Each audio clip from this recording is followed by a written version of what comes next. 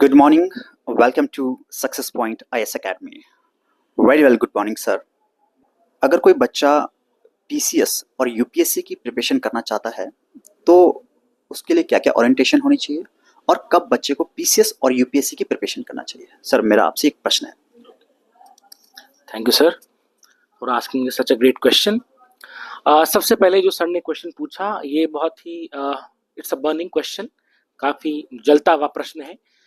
कई बार ऐसे क्वेश्चंस आए हैं मेरे पास, तो गार्जियंस और बच्चे पूछते हैं कि सर हम अपनी प्रिपरेशन कब स्टार्ट करें, क्या हम अपनी प्रिपरेशन आफ्टर 12th स्टार्ट करें या आफ्टर ग्रेजुएशन। ओके, तो सर मेरा तो कहना ये है कि अगर आप चाहते हैं कि हम सिविल सर्विसेज क्वालिफाई करें, सो सबसे बेस्ट टाइम जो है वो आफ्टर 12th है। आफ्टर 12th इसलिए है क्योंकि आपके पास पूरा ग्रेजुएशन का ड्यूरेशन बचता है। इसमें आप अपने जितने भी सब्जेक्ट्स हैं सिविल सर्विसेज के, जनरल स्टडीज या जो भी है, वो आप पूरी जीरो से लेकर के आप एंड तक प्रिपरेशन कर सकते हैं।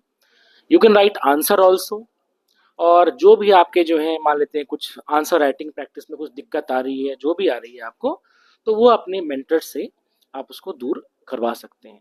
तो सर मेरा तो मानना ये है कि आफ्टर 12th जो है आपको प्रिपरेशन करनी चाहिए, और ग्रेजुएशन करने के बाद जो है आप अगर एग्जाम देंगे so you will succeed with the flying colours. और मेरा तो मानना ये है कि जो भी हमें देख रहे हैं कि आज ही से अपने बच्चों को आफ्टर 12th जो है सिविल सर्विसेज की प्रिपरेशन कराना शुरू कर दें। सर, मेरा नेक्स्ट क्वेश्चन है कि कोई बच्चा अगर आफ्टर 12th पीसीएस या यूपीएससी की प्रिपरेशन करता है, तो मैंने अक्सर देखा है अपने जीवन में कि बच्चों के अंदर बहुत ज़्यादा डिस्ट्रैक्शन पैदा हो जाती है प्रिपरेशन करते समय। कोई बच्चा प्रिपरेशन कर रहा है 2 महीने, 6 महीने हो गया, 1 साल हो गया है, तो एक बोरिंग सा फील होने लग जाता है बच्चा, और बच्चा डिस्ट्रैक्ट हो जाता है, अपनी स्टडी से वो भटक जाता है। तो सर, मैं आपसे यही पूछना चाहता हूँ कि अपनी स्टडी को कंटिन्यू रखने के लिए या जब तक टिल सिलेक्शन तक हमें अपने आप को किस तरीके से पेशेंस में रहना चाहिए और किस तरीके से अपनी स्टडी को कंटिन्यू रखना चाहिए। देखो, आजकल कंपटीशन का युग है और समय लग रहा है कोई भी चीज़, किसी भी चीज़ को हासिल करने के लिए, तो बच्चों के अंदर पेशेंस की बहुत ज़्यादा कमी है। फिर आपको थोड़ा पेशेंस और आपको कठोर मेहनत करने की आवश्यकता है।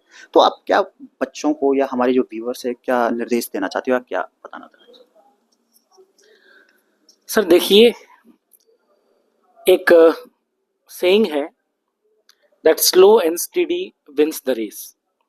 मतलब हमें कोई रेस जीतने के लिए धीरे धीरे चलना पड़ेगा, लेकिन कंटिन्यूअस चलना पड़ेगा। आफ्टर 12th बेसिकली क्या होता है कि बच्चा बहुत अभी यंग है, उसकी जिंदगी में बहुत ज़्यादा डिस्ट्रैक्शंस हैं, और आपको पता होगा जब से मोबाइल टैब आए तो डिस्ट्रैक्शंस का लेवल बहुत बढ़ चुका है।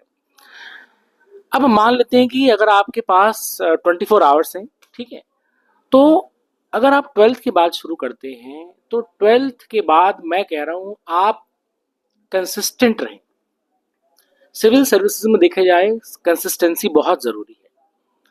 मैं ये नहीं कहूँगा कि आप शुरू से ही 18-18 घंटे पढ़ना शुरू कर दें, ऐसे में तो मेंटल ब्रेकडाउन हो जाएगा and you will go in the depression. Okay, but आपको क्या करना है कि पहले दिन अगर आप शुरू कर रहे हैं, आपने शुरू करना है, मान लेते हैं एनसीईआरटी से शुरू कर रहे हैं, और 6 to 12th जैसे फॉर एग्जांपल बहुत अच्छी एनसीईआरटी है, और मैं कहूँगा आप जो है 2 घंटे, आप 24 घंटे में से 2 घंटे आप दे दें, क्योंकि 2 घंटे हो सकता है सर, मुझे लगता है कि आफ्टर 12th 2 घंटे कोई बड़ा वो इशू नहीं है। तो 2 घंटे अगर आप दे सकते हैं, लेकिन कंटिन्यूअस देना है आपने, मतलब आज 2 घंटे, कल 2 घंटे, ऐसे करते करते। ये नहीं कि आज तुमने 10 घंटे दे दिए और 3 दिन तक आपने बिल्कुल भी बुक्स नहीं उठाई, तो ऐसा नहीं होगा। तभी मैं कह रहा हूँ सर कि कंसिस्टेंसी रहनी चाहिए, नियमित रूप से चाहे थोड़ा थोड़ा पढ़ें, लेकिन रोज पढ़ना है। हमको रोज आंसर राइटिंग प्रैक्टिस करनी है, अपने को एवेलुएट करना है, और उसके लिए सर हम अपने मेंटर्स के पास जा सकते हैं, अपने आंसर्स चेक करा सकते हैं कि सर बताइए मैं कहाँ गलत हूँ, क्या कमी रह गई है, और एग्जामिनेशन पॉइंट ऑफ व्यू से क्या क्या चीज़ें देखनी है। तो सर मैं तो यही कहना चाहूँगा कि कंसिस्टेंसी रहना बहुत ज़रूरी है। बिल्कुल सर, आपने एक कहानी तो सुनी होगी खरगोश और कछुए की। तो जिसमें अंत में कछुआ ही जीतता है। तो मेरा भी यही कहना है कि आप स्टडी जब स्टार्ट करते हो, आपको ऐसा नहीं है कि आपको पूरी रात भर या पूरे दिन भर पढ़ना है।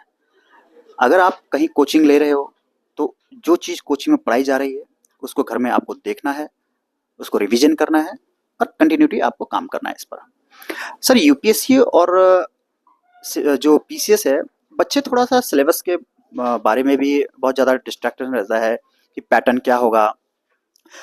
पढ़ने के लिए तो देखो सर, बहुत ज़्यादा है। जीएस का इतना पैटर्न है, अगर हम उत्तराखंड पीसीएस की बात करें तो उत्तराखंड में भी इतना है पढ़ने को, बहुत ज़्यादा है। लेकिन हमें हर चीज़ नहीं पढ़ना है। तो इसके बारे में क्या कहना चाहते हो, हमें क्या करना चाहिए? सर ये बहुत अच्छा क्वेश्चन पूछा आपने। मैं आपसे एक चीज कहूंगा, आप गेम्स खेलते होंगे बच्चे, ठीक है, बच्चे गेम्स खेलते हैं। अगर आप गेम्स खेल रहे हैं और आप उस गेम्स के रूल से वाकिफ ही नहीं है, तो if you are not acquainted with the rules of the games, तो आप गेम्स खेलेंगे क्या? तो गेम खेलने से पहले उसके नियम और शर्तें और रूल्स को आपको जानना जरूरी है।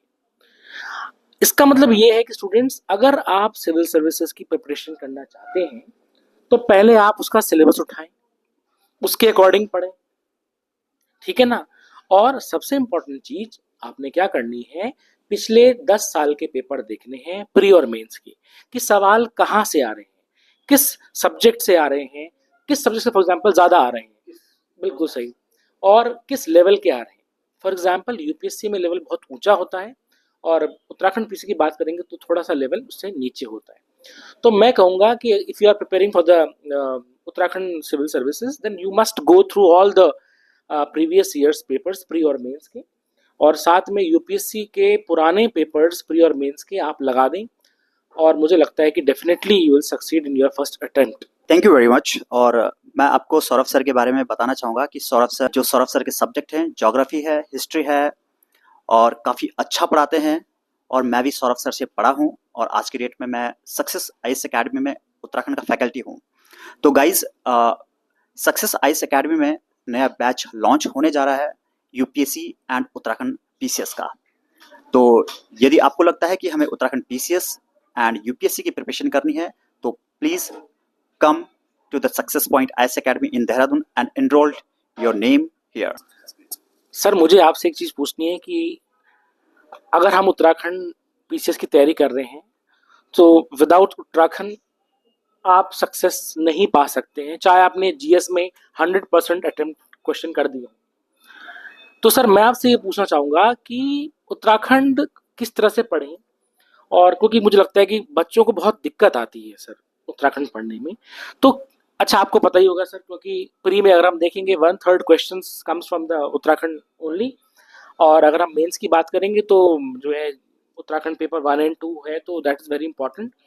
तो सर मुझे लगता है कि उत्तराखंड का क्वालिफाई करना बहुत ज़रूरी है, और मैं सर से ये पूछना चाहूँगा कि उत्तराखंड को पढ़ने के लिए हम क्या क्या सोर्सेज यूज़ कर रहे हैं, कहाँ से पढ़ें, या हमारी स्ट्रैटेजी क्या होनी चाहिए, क्योंकि मुझे लगता है कि बिना उत्तराखंड के पढ़े हुए आप उत्तराखंड पीसीएस को क्वालिफाई नहीं कर सकते। तो I will hand over mic to Jaivir sir. So sir आप हमें बताएं कि उत्तराखंड किस तरह से हम हैंडल करें। थैंक यू सर, आपने बहुत अच्छा क्वेश्चन पूछा है कि एक्चुअली होता क्या है सर कि हमारा जो एकेडमिक होता है 12th तक, वो हम हिस्ट्री भी पढ़ते हैं, उसमें ज्योग्राफी भी पढ़ते हैं, साइंस भी पढ़ते हैं, मैथ्स भी पढ़ते हैं, हिंदी भी पढ़ते हैं, ऑल ओवर सब्जेक्ट हम पढ़ते ही हैं। तो जो आफ्टर 12th के बाद जो बच्चा पीसीएस और यूपीएससी की प्रिपरेशन करता है, तो उसे हिस्ट्री ज्योग्राफी पढ़ने में उतनी बड़ी दिक्कत नहीं आती है, प्रॉब्लम्स नहीं क्रिएट होती है। लेकिन जब आफ्टर 12th करने के बाद बच्चा या ग्रेजुएशन करने के बाद बच्चा जब हमारे पास आता है एडमिशन लेने के लिए, तो सबसे ज़्यादा जो बच्चा फेस करता है वो उत्तराखंड सब्जेक्ट को फेस करता है। और मुझे लगता है कि सर, जो उत्तराखंड है वो दिखने में तो बहुत छोटा है, लेकिन इस देवभूमि में जो देवभूमि का जो इतिहास है, वो त्रेता युग से द्वापर युग से प्री हिस्टोरिकल टाइम पीरियड से लेकर प्रोटो हिस्टोरिकल टाइम पीरियड से लेकर आज तक का हिस्ट्री है। तो इसका जो सिलेबस है बहुत ज़्यादा वास्ट है। तो मेरा सभी व्यूअर्स से और सभी स्टूडेंट से एक ही बात है कि अगर आप उत्तराखंड पीसीएस की प्रिपरेशन करना चाहते हो या उत्तराखंड लोअर पीसीएस की तैयारी करना चाहते हो या ग्रुप सी का कोई एग्जाम हो, तो आपको बेसिक कॉन्सेप्ट आपका क्लियर होना बहुत जरूरी है। उत्तराखंड पीसीएस का जो सिलेबस है प्री में 50 नंबर का है, और अगर आप मेंस देते हो तो मेंस 2 पेपर है मेंस के, 200 नंबर के। मतलब उत्तराखंड का रोल बहुत ज्यादा है सर। तो सबसे पहले मैं आपको यही चीज कहूंगा कि आप अगर उत्तराखंड की प्रिपरेशन करना चाहते हो, कोई बच्चा बाहर का है, तो आप एक बार जरूर उत्तराखंड के दर्शन करने जरूर जाना, प्रैक्टिकली तौर से। क्योंकि हमारे उत्तराखंड में टेम्पल्स, रिवर, जो यहाँ का कल्चर है, जो संस्कृति है, वो बहुत वास्ट है। तो आप उसे अगर प्रैक्टिकली रूप से साक्षात देखोगे तो ज़्यादा ऑब्जर्व होगी चीज़ें, आप उसे एनालाइज कर सकते हो चीज़ों को, और आप उसे अपने थियोरिटिकल उसमें लिख सकते हो। और रही सब्जेक्ट की बात, उत्तराखंड सिलेबस की बात, तो यहाँ पर जो हमारा उत्तराखंड है वो काफ़ी डेप्थ लेवल में पढ़ाया जाता है। चाहे हिस्ट्री की बात करूँ, चाहे पॉलिटिकल की बात करूँ, चाहे ज्योग्राफी की बात करूँ। तो यदि आपको लगता है कि हमें उत्तराखंड पीसीएस की प्रिपरेशन करना है, तो आप सक्सेस आईएएस एकेडमी में अपना इनरोलमेंट कर सकते हो, और आप यहाँ पे 2 या 3 दिन की उत्तराखंड की क्लासेस का डेमो लीजिए। आपको बहुत ज़्यादा डिफरेंस या बहुत ज़्यादा फर्क पता चल जाएगा कि हम किस लेवल पर उत्तराखंड के पढ़ाते हैं, या किस लेवल पर हम उत्तराखंड का जो सब्जेक्ट है, जो पैटर्न है, उसको टच करते हैं। क्योंकि हमारा जो यहाँ पे जो पढ़ाने का तरीका है, हम एक बुक से नहीं, बहुत सारी बुकों का कलेक्शन होता है। जैसे बद्रीदत्त पांडे सर की बुक है, या शिव प्रसाद डबराल सर की बुक है, या यशवंत कठोर सर की बुक है, या बीएस नेगी सर की बुक है, या परीक्षा वाणी, इन सभी का कलेक्शन हम करते हैं, तब जाके हम बच्चों को कंटेंट प्रोवाइड करते हैं। तो आप बेसिक कॉन्सेप्ट को पहले पूरा करना बहुत जरूरी है उत्तराखंड के। आपको 13 के 13 जिलों का अध्ययन करना बहुत जरूरी है, तभी आप उत्तराखंड में मास्टर बन सकते हो। सर, सबसे पहले तो आपका बहुत बहुत धन्यवाद, और आपने बच्चों को जो डायरेक्शन दिए, मैं आपका बहुत बहुत थैंकफुल हूँ, ग्रेटफुल हूँ। Thank you very much, have a good day.